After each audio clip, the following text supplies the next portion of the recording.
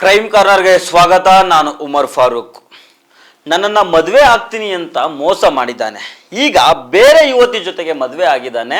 ಇವನು ಮೋಸಗಾರ ಅಂತ ಹೇಳ್ಬಿಟ್ಟು ಯುವತಿಯೊಬ್ಬರು ಕಲ್ಯಾಣ ಮಂಟಪಕ್ಕೆ ನುಗ್ಗಿ ರಂಪಾಟ ಮಾಡಿದ್ದಾರೆ. ತಾಳಿ ಕಟ್ಟಿದ ಕೆಲವೇ ನಿಮಿಷಗಳಲ್ಲಿ ಈ ದೊಡ್ಡ ರಂಪಾಟ ನಡೆದಿದೆ. ಚಿಕ್ಕಮಗಳೂರು ನಗರದ ದೊಡ್ಡೇಗೌಡ ಕನ್ವೆನ್ಷನ್ ಹಾಲ್ನಲ್ಲಿ ಈ ಹೈ ಡ್ರಾಮಾ ನಡೆದಿದೆ. ಇದನ್ನು ಕಂಡು ಮದುವೆಗೆ ಬಂದವರೆಲ್ಲ ಕಂಗಾಲು ಆಗಿದ್ದಾರೆ. ಈ ಸ್ಟೋರಿ ಬಗ್ಗೆ ಡೀಟೇಲ್ ಆಗಿ ನೋಡೋಣ. ಆದರೆ ಅದಕ್ಕೂ ಮೊದಲು ನೀವಿನ್ನೂ ನಮ್ಮ ಚಾನಲನ್ನು ಸಬ್ಸ್ಕ್ರೈಬ್ ಮಾಡಿಲ್ಲ ಅಂದರೆ ದಯವಿಟ್ಟು ಸಬ್ಸ್ಕ್ರೈಬ್ ಮಾಡ್ಕೊಳ್ಳಿ. ಹಾಗೆ ಈ ವಿಡಿಯೋವನ್ನು ಕಡೆ ತನಕ ಮಿಸ್ ಮಾಡದೆ ನೋಡಿ.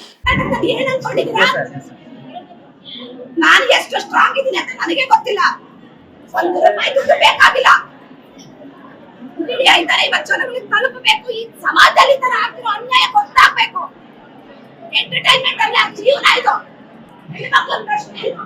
ತಾಳಿ ಕಟ್ಟಿದ ತಕ್ಷಣ ಆಗೋಗ್ಬಿಡಲ್ಲ. ನ್ಯಾಯ ಬೇಕು ಸರಿ ಮಾಡಿ.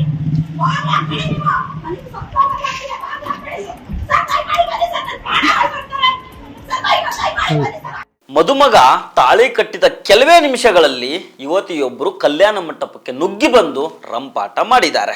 ಚಿಕ್ಕಮಗಳೂರು ನಗರದ ದೊಡ್ಡೇಗೌಡ ಕನ್ವೆನ್ಷನ್ ಹಾಲ್ನಲ್ಲಿ ಇಂತಹದೊಂದು ಹೈ ಡ್ರಾಮಾ ನಡೆದಿದೆ. ಮದುವೆಗೆ ಬಂದವರೆಲ್ಲ ಈ ಹೈ ಡ್ರಾಮಾ ನೋಡ್ಬಿಟ್ಟು ಶಾಕ್ ಆಗಿದ್ದಾರೆ. ಇಲ್ಲಿ ವಿಚಾರ ಏನಂತಂದ್ರೆ, ಹಾಸನ ಜಿಲ್ಲೆಯ ಬೇಲೂರು ಮೂಲದ ಅಶ್ವಿನಿ ಅನ್ನೋ ಯುವತಿ ಕಲ್ಯಾಣ ನಗರ ನಿವಾಸಿಯಾಗಿದ್ದ ಶರತ್ ಅನ್ನುವಾತನನ್ನ ಕಳೆದ 10 ವರ್ಷಗಳಿಂದ ಲವ್ ಮಾಡ್ತಾ ಇರ್ತಾಳೆ. ಇವರಿಬ್ಬರ ಪ್ರೀತಿಗೆ ಅಶ್ವಿನಿ ಮನೆಯವರು ಕೂಡ ಒಪ್ಪಿಗೆ ಕೊಟ್ಟಿದ್ರಂತೆ.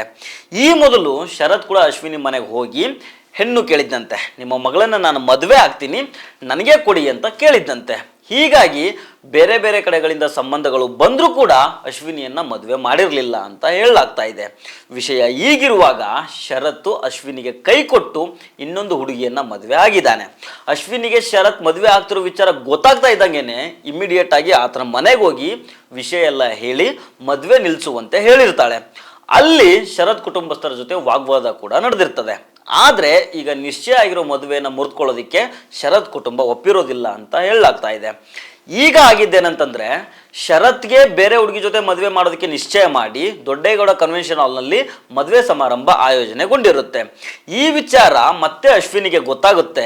ಕೂಡಲೇ ಅಲ್ಲಿಗೆ ಓಡೋಡಿ ಬಂದಿದ್ದ ಅಶ್ವಿನಿ ಮದುವೆ ನಿಲ್ಲಿಸೋದಕ್ಕೆ ಮುಂದಾಗ್ತಾಳೆ. ಆದರೆ ಅಷ್ಟರೊಳಗೆ ಶರತ್ ತಾಳಿ ಕಟ್ಬಿಟ್ಟಿರ್ತಾನೆ.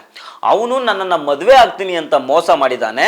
ನನ್ನಿಂದ ಸುಮಾರು 4,50,000 ರೂಪಾಯಿ ದುಡ್ಡು ತೆಗೆದುಕೊಂಡಿದ್ದಾನೆ.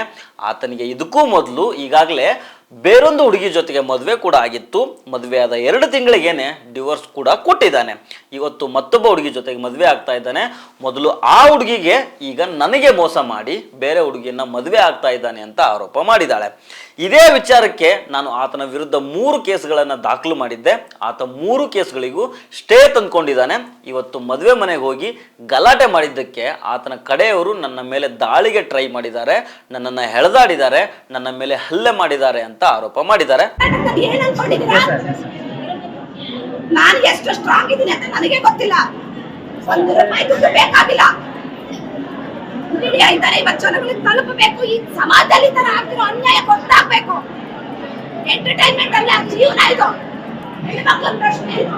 ತಾಳಿ ಕಟ್ಟಿದ ತಕ್ಷಣ ಆಗೋಗ್ಬಿಡಲ್ಲ. ನ್ಯಾಯ ಬೇಕು ಸರಿ ಮಾಡಿ.